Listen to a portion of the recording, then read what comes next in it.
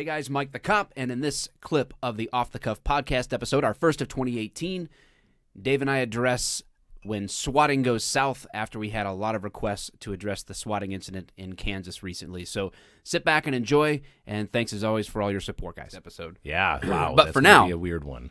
We have had, and I feel the same way you do, right?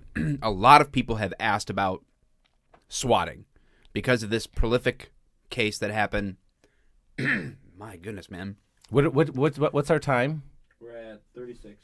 36 for the guys who want to put that on YouTube. 36 for the real content. Wichita, Kansas, I think is where it was, where it happened. The caller was from Los Angeles. Yeah. As it turns out, not only has he been charged and extradited to Kansas, Calgary police I was going to say, in they Canada put a warrant out for him, right? have also put a warrant out for him, believing him to be responsible for a swatting call up in Canada. So I've heard, actually, I think I read that he's like responsible for like 50 different. He had like his username was everywhere, like about being a prankster kind of a thing, that sort of a deal, swatting and whatever else. Oh my God. So after this happened, obviously, for those that don't know, which I'm sure most of you do or will find very quickly, is the officers show up to this house where supposedly someone had been shot and that there was being held hostage. And they were going to burn the house down. I mean, it was, you have to actually put, like, the preface has to be what it actually is, right? Because when we respond to these things, when you get runs like that are, especially if they're detailed in certain ways, there's like this little red flag that goes up in an officer's mind. They're like, I better go to that one. You know what I mean? Like, there's sometimes you're like, oh, again, Right. But then there's those runs that come out, and there's just something about one of the details, and you're like, you know what, I'm going to head that way because, especially as you get older, because you're not out there trying to answer every run with every officer. Right. After a while, you hear a shots fired run come out, and you're like, okay, shots fired run, but the reality is it's July 4th. Especially you know what I mean? Yeah, like, New Year's Eve, like. Exactly. And so you just kind of be like, okay, whatever. And then or shots fired will come out and a couple units will get it and be like, that's good. You know what I mean? It'll be fine. But then a run like this comes out and probably just about everybody's heading that way because again, the particulars were he had shot or killed members of the family. Members of the family holding others hostage. And he was going to burn the house down. Yeah. And that is about as serious as it gets, right? Yeah, I mean, yeah, outside of like some type of mass incident or active shooter type thing, like this is a real issue. Like, right. We need to do something about this, right?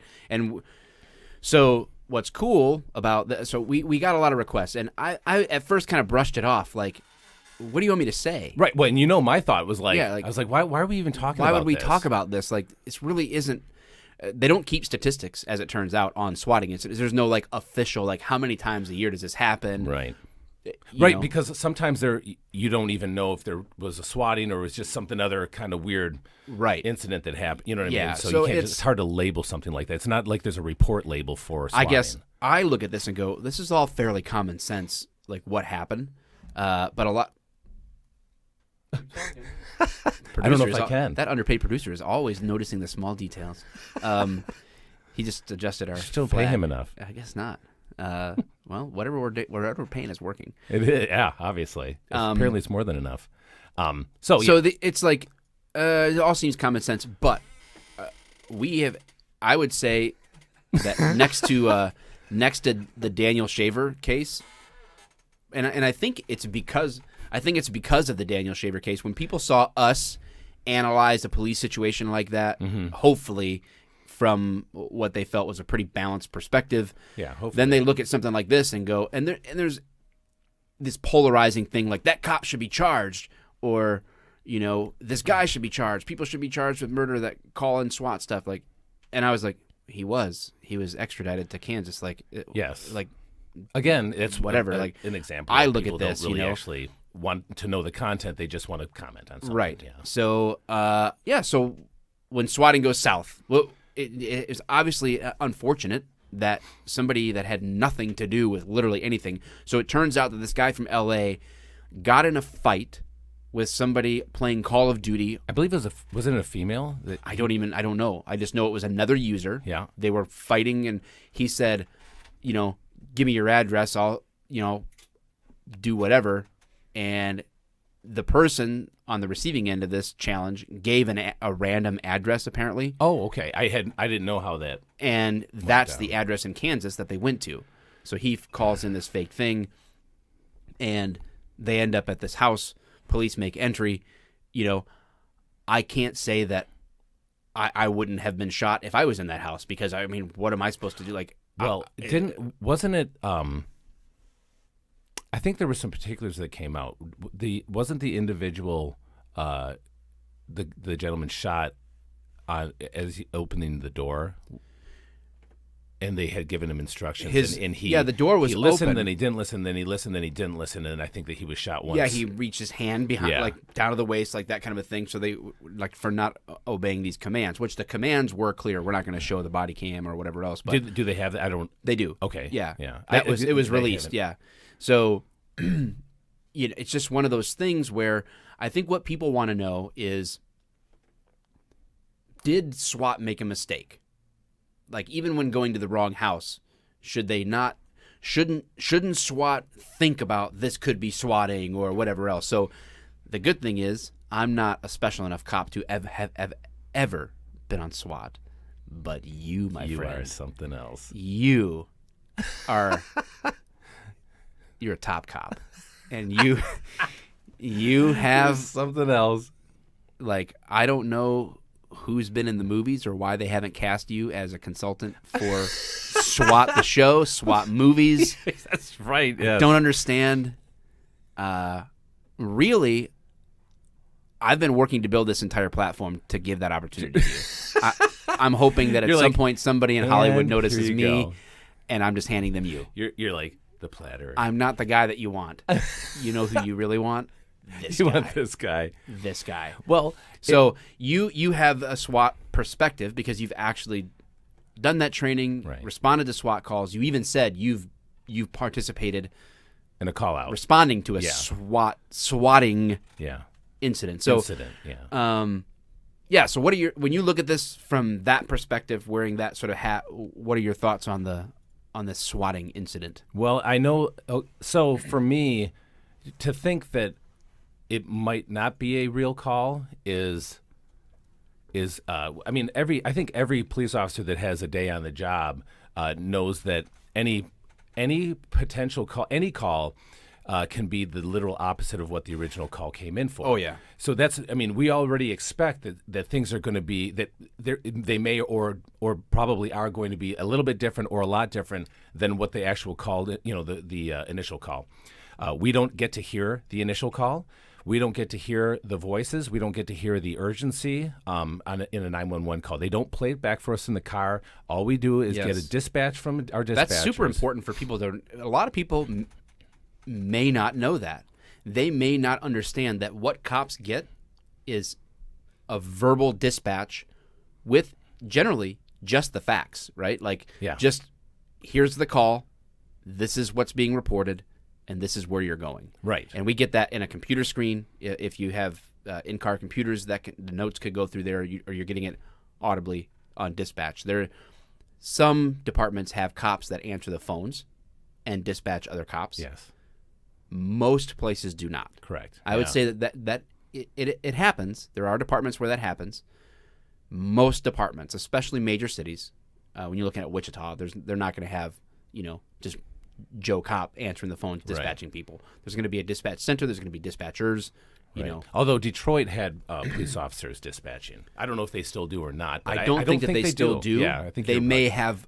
Like in Dallas, when I went there after the 7/7 shooting, they have a police sergeant who oversees it, so he can hop on calls. Ours too, and step in and then start communicating as well from like that cop's perspective, and be like prompting the dispatchers, like, here's what we need to do, coordinate this, that thing. Well, can I bring up this too, that and I know we're talking about dispatching right now, but I think that all kind of ties in and plays in. Well, it plays a huge part of this, like an incident like this, where the general public may think, how could they have just assumed, how could they just, how could you just send a SWAT team to somebody's house? Right. And so like our keeping in mind too that there is a big change, a big turn in how dispatching is done, where we used to have our own dispatchers. What they do now is basically it's not contracted. It is contracted out to the county basically. So what you'll have nowadays is a kind of a conglomerate of different cities coming together and having the county dispatch or one main centralized dispatch doing however many cities.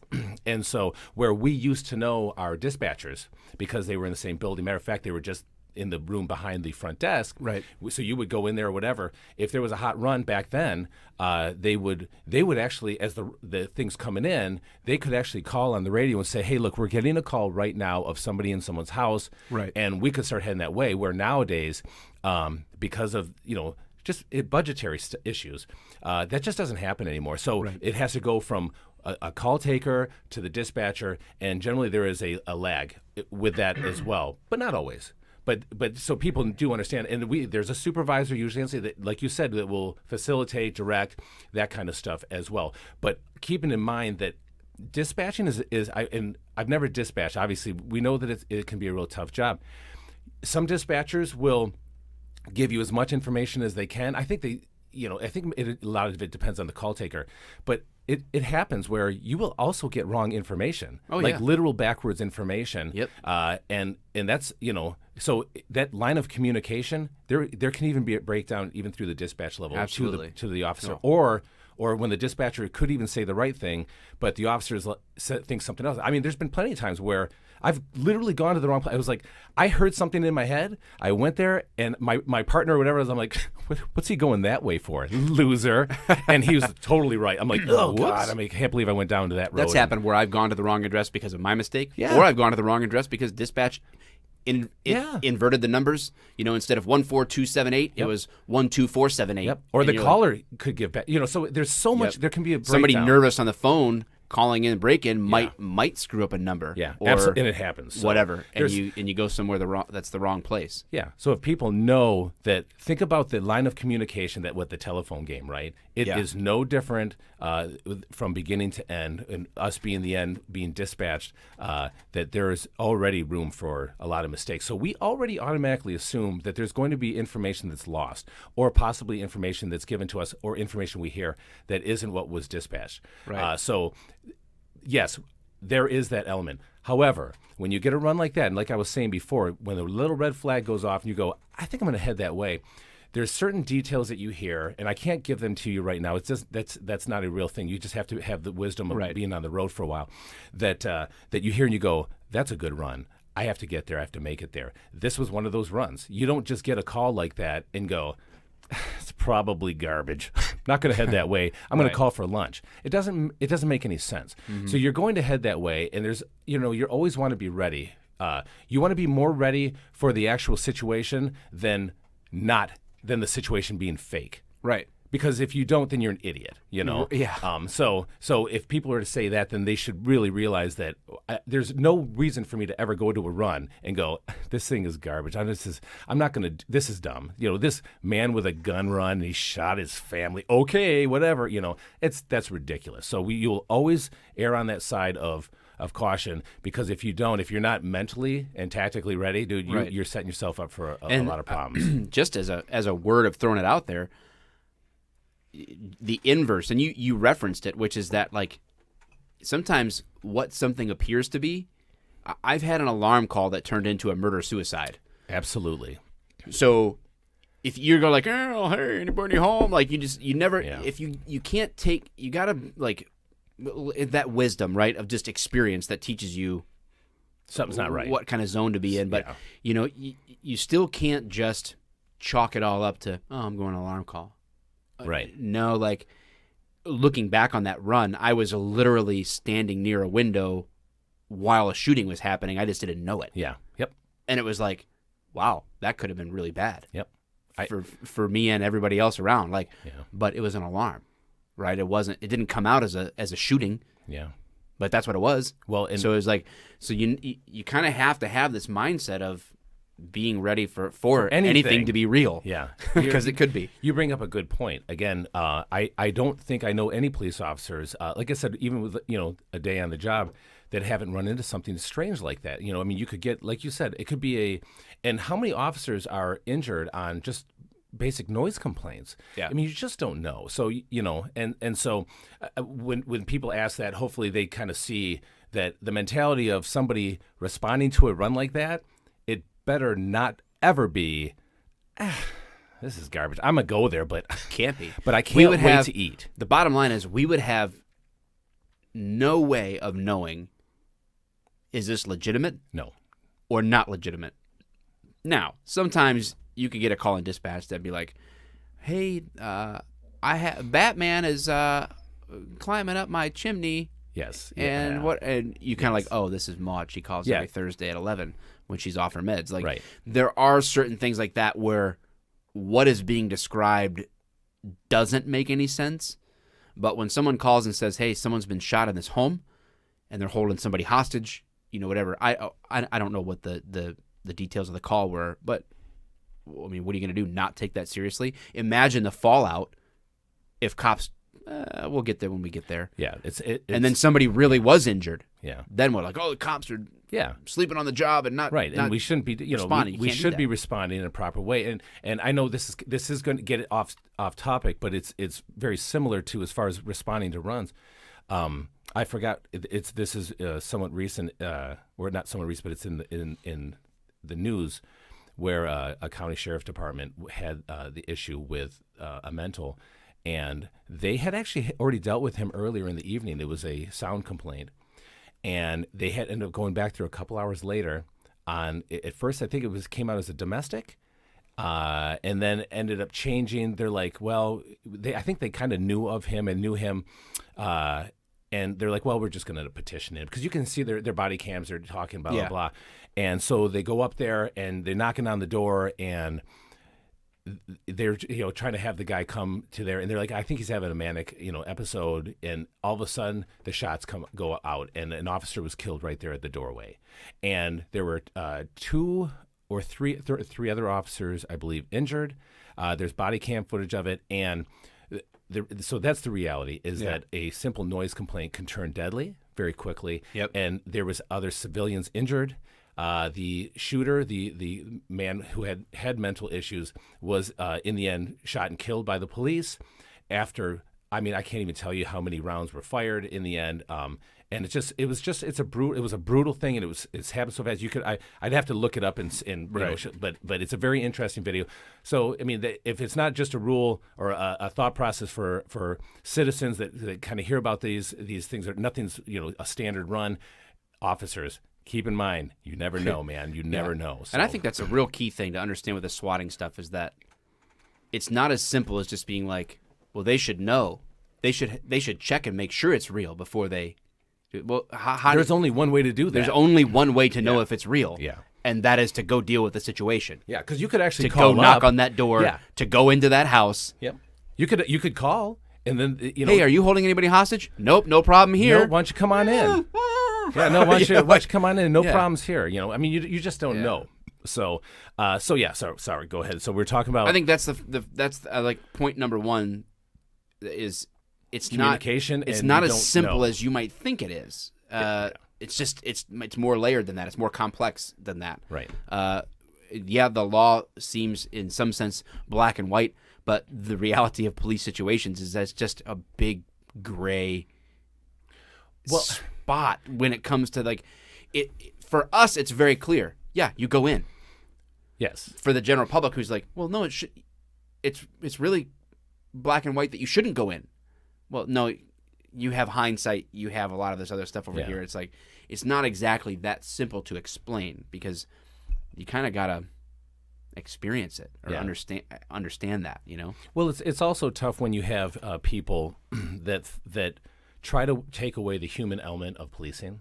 Oh, yes. And that's makes it very, very difficult. Well, there's accidents where It happened in Detroit before. An officer was put on trial, right? Shot. I can't remember the little girl. The little girl. Yeah, he was on SRT. Yes, very SWAT experienced individual. And fired a round or whatever, and it ended up killing a girl sleeping on a couch. Yep. If I remember correctly, this was a few years ago, but probably longer than that now. Believe it or not, all goes by so fast. Yeah. So that did he mean to kill that girl? No. What about warrants that are written on the wrong address? Yeah, and that does happen. It happens, and then some kind of violent altercation happens, or someone's arrested at restrained, and because SWAT situations are dynamic. Yeah, they're not violent. I wouldn't describe them as violent. I would describe them as very dynamic. There's a lot going on, or can be a lot going on, depending on what's happening, and it's just. But we're human. We're human. Well, and the problem is when you try to separate that, because you'll have people who will respond to this and say, well, then you just shouldn't be doing the job if you don't think. And it's funny because you think, well, I get what you were saying. I actually do understand what you're saying, but again, you were taking. I'm not a robot, and and so we don't know how people are going to respond in certain high stress situations, and you won't even know through the police academy or anything else. But until you're actually there in some of the worst situations you can imagine, so these people are, to me it's a bit of trolling, and I get okay, fine, you want to do that, but again, you can't take away the human element, and that's not an excuse for when something goes wrong. So, but you have to understand, again, there's a human element. When something goes wrong, yes, we know that we are in a profession where we will be held accountable for that. Mm-hmm. But don't assume that before all that we already assume not just the risk, but that we're going to have to do it right, or we just shouldn't even be there. Because right. That just doesn't exist either. Yeah. And a swatting call like this, and again led to a horrible thing, is one of those situations. So we were talking about. So I was on the SRT, yes, in Pontiac. We did get a swatting call, but back then it wasn't. We didn't know what. I mean, it wasn't called swatting. There wasn't probably popular to do bomb threats to your school to get out of school for the day. Right, and it didn't really exist like that. And we ended up getting a run where an individual. It was a 911 call that a man had he was in an apartment complex, and he was seen. He came out of his apartment or something with a shotgun that was duct taped to the neck of his infant and child, and so and that he was threatening to kill the child. And so obviously right away there's officers that came to the location. They couldn't make any kind of contact. They backed off very quickly and called SWAT, and so we responded. Let's pause for long enough to explain to people why wouldn't quote unquote regular cops. We're at 58 minutes, by the way. Okay. Why wouldn't regular cops just go in and handle that? Like, why does SWAT exist, or why does SRT, Special Response and Tactics, exist over and against regular cops? I think people would want to know, like, well, why would SWAT have to come out anyway? Like, why they view SWAT as like a lot. I find that most people who ask me about SWAT have no concept that these are regular cops with additional training. Right. That most cities do not have full-time SWAT teams. Right. Like Detroit, Dallas. Dallas SWAT. These guys like literally are almost like firefighters, right? New York has ESU. They are at a station house. They train during the day, and if they get called out, it's like a fire call. Yep. Like the tones go off, they gear up, get a briefing, and they head out. Yep. And they don't go to any other police runs other than what they're qualified to handle for that particular purpose. Yeah. So Pontiac wasn't full time, right? No, it was not full time. So you got activated. Like that's how Downriver works. Like there's people from all kinds of departments that make up the SWAT team. Now they consolidate, where it didn't used to be a thing at all. A call happens, and if E-Course has a barricaded gunman, Downriver SWAT gets activated. They all meet at one department as their meeting location. They gear up, then they go. Yeah. They get their briefing and they head out. So you're talking like 20 to 30 minute response time minimum to get SWAT out. Yep. So anyway, why would that difference exist? Well, I think it's important to know too that I think there is a big change in how SRT or SWAT is being used. Where back in the day, SWAT was back in the day. I worked for departments that were very busy, and that SRT wasn't a common thing to get a call out. And so I shouldn't even say it. I'm not going to say it, but so back in those days, it's provocative. Yeah, it is a little bit, but SWAT was called out for very serious incidents like that.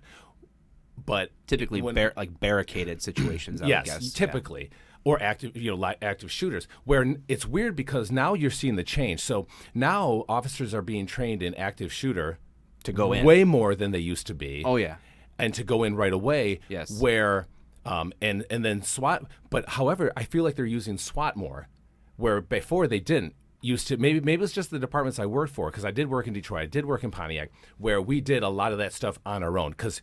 You weren't going to get SRT We called out SWAT for barricades. That's it. And that's the thing, right? Known barricaded. Yes. Like not just. I mean, there was plenty of times where we kicked doors. We're like, oh, Yeah. we think he's in here. Well, we're going in. Like Yeah. there was no particular threat. There's no particular. But have you noticed known... a change in that, where now it's like, well, let's call SWAT out. You know what I mean? Or let's activate SWAT. I'm not saying that they overuse it, but it's just kind of this change in like.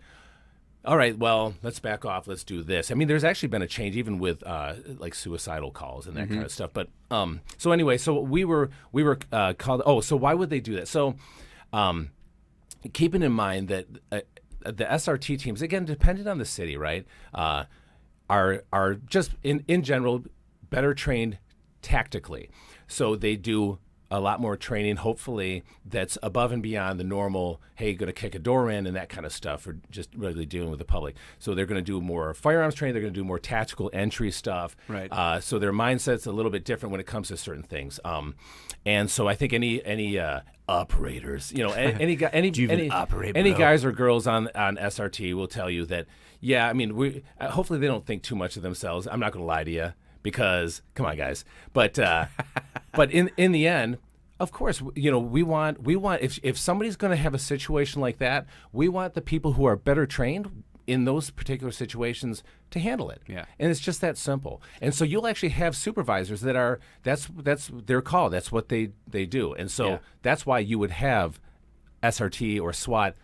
Answering a run like that or responding. I think if you have like two officers show up on a call and it turns out to be something different, then you can't give up ground or position. Correct. And you've got two people with handguns, for example, where you wouldn't want two handguns versus two dudes inside with rifles. Yes. You'd have to try to like position yourself to give proper information, and you need until you're relieved. You need a special response. Yes. You need something like this is a unique situation. Yeah. So and this is not uncommon. So we ended up getting a run, and so if you think about it, that's a very particular thing, right?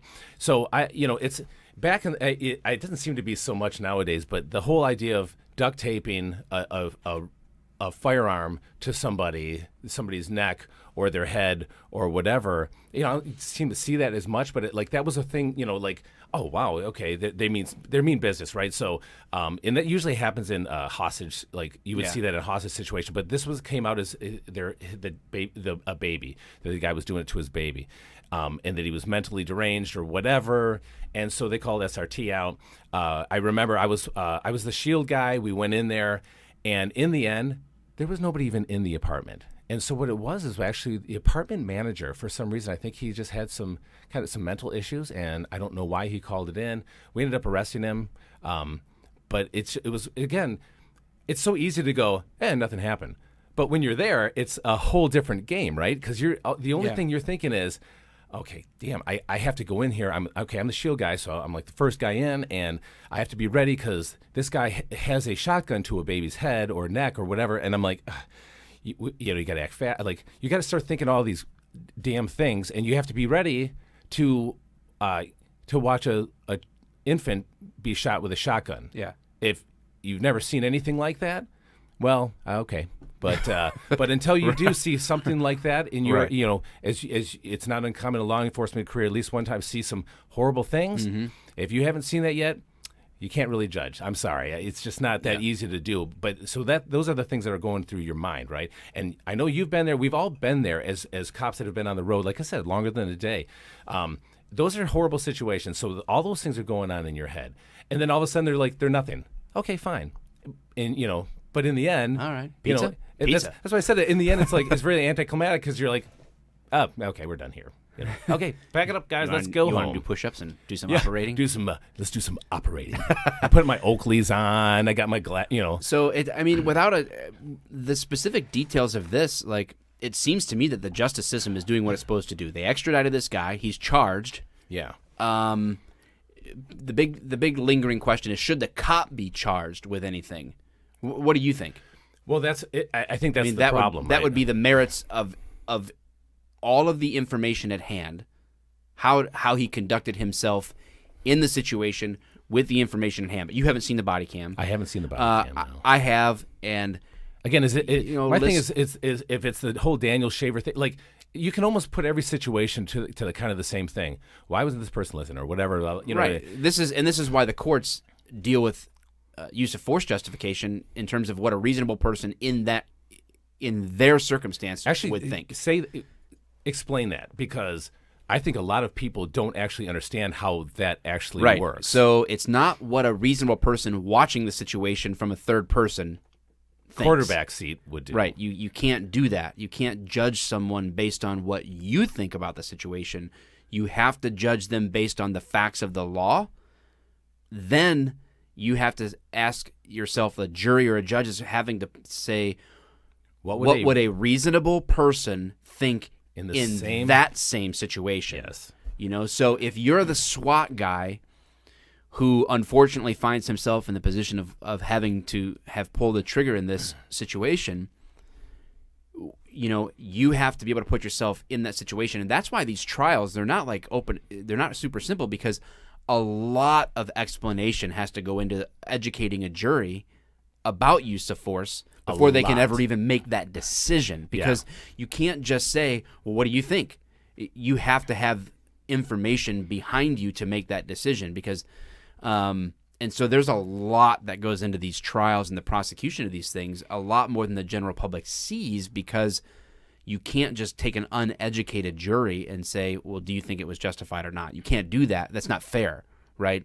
So this whole idea of how to justify use of force means in that situation. So if that officer is ever charged, which I don't believe he's going to be, but if he ever is, the swatting incident is irrelevant. Yes. Really, the fact that it was fake is completely irrelevant. Right.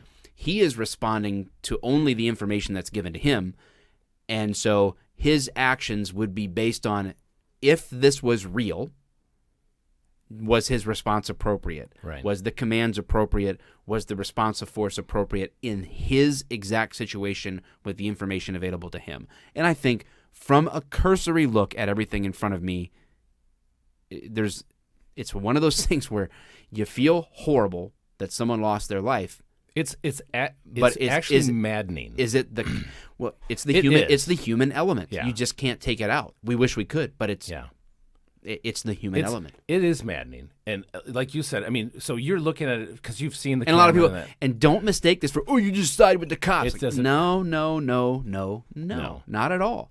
That's not what this is about. This is just about explaining, I guess, more about the way life works, right? Not just police work. Yeah, and it is maddening that an individual lost his life because some a-hole decided he was Call mad. of Duty. Yeah, he was playing a freaking video game that nobody cares about. I mean, no offense to you guys who are really serious about the game, but you get what I'm saying. In the scope of life, it is nothing. Right. And this guy did one of the worst things you can do, and essentially got a man killed. Now, I hope that he feels the full extent of the law. Yeah, of doing that. If he's found guilty, if he was the one who did it, I hope he is in the full extent of the law. This officer, again, I didn't see the video, so I can't. Does it sound bad? Of course it sounds bad. The media can make anything sound bad, but they also have the potential to make things sound good. Yeah, absolutely. Or justified or anything else. So I didn't see it, so I can't answer. Even like seeing it, it's like the Daniel Shaver thing. Even seeing it, we're still not that guy. Yeah, right. Right. And information that they know or don't know is all a factor. Well, and I was going to say too, I don't know how juries do it, because if you think about it, like you brought up a great point, they have to be educated on every facet of the law and have to be impartial. And I think by and large, it boggles my mind because I guarantee that there are people that go into this thing and go, because, during voir dire, they ask, okay, would you be able to, reasonably be able to judge it? And they'd be like, yes. But in their mind, they're going, no. And But then all of a sudden they're educated on the law and everything else, and they do the civic thing. They do what they need to do. I've seen a lot of trials, and I got to say most of the time, it's amazing. I believe like these jurors are locked in, and absolutely, and they really take it seriously. Yeah. But a lot of people don't understand. Like I've seen trials last 2 weeks for an incident that lasted 2 minutes. Yes, and that is because most of it is the painful process of trying to bring in all of that information that jurors have to know in order to actually make that decision in a reasonable fashion. Yeah. So swatting, it sucks. I honestly don't know the statistics on how common it is. It's one of those things where, man, hopefully we can identify who did it, crack down, and they're convicted and dealt with accordingly.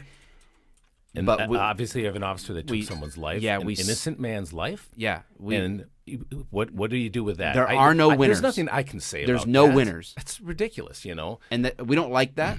We don't like to say that. But in this situation, literally no winners. Because even if this guy is convicted, they don't have the death penalty. He'll even we're going to pay our tax dollars to keep him alive for the rest of his life, even if he was convicted of something. Yeah, even if that even. Who wins? Yeah, nobody. Nobody. It's horrible. Absolutely nobody. Yeah. So that's our take, I guess. I mean, and honestly, it's nothing crazy insightful to be honest with you. We still get swatting calls. Where I work. I say they're swatting calls, but we respond to them. Until we don't just right away don't automatically send SWAT. Yeah, and we to our nights in, we at one point had several calls, not even around the same time, to different rooms about very specific incidences. And I'll be honest with you, I probably went to 4 of the several of them. Yeah, whether I was working overtime or midnights, and every time, we basically treated it the same. Even though we were like, this is probably another SWAT, because we've already had 8 of these at this location, for the very similar things. Mm-hmm. The problem is that when you do that, if you think after the 5th or 6th one, you go, okay, I'm just going to knock on the door. How do you think that excuse would fly in the media? Well, we had we had 7 prank calls there before, so we didn't go to this one. Yeah. Really? Or even somebody's worse. dead. It would be even worse is if somebody died or an officer got injured or killed because they're like, all right, 101, boom, boom, boom, boom. And now all of a sudden you have all hell breaks out and you didn't take it seriously because you've already had 8 or 10 of them. Right. And we want to because we're like, oh, this is probably garbage after this point. But you do that and then all of a sudden, my wife doesn't have an awesome husband. Right. The world is deprived and of she's one not smart enough operator. to make it on her own. We know that. They need our help. I mean, she's got like 4 good sandwich combinations. I mean, good. Like really good ones? Really good. And, But, I mean. Well, she's Asian. So she's got all kinds of, there's Asian fare, but in the end. Could you make me one of them orange chicken and Swisses? The chicken. All right. Well, if you hung in this long, we kept you hanging to the last segment. Yeah, well. The title is misleading because you got to get through like 30 minutes of stuff. Clickbait it. Talk about nothing / swatting at the end. I don't know what to say, All right. Well, thanks, guys. Next episode, if you're listening to this or watching this, I don't know what this will be clipped out to or what we're going to do, but the next episode we're going to record is going to be about politics. A little bit about politics. Kinda. Man, that's a big one. So, wow. Yeah. Let's talk. We're gonna have to put the timer on next time, though. I think we all got places to be. Yep. All right. Bye-bye. Bye.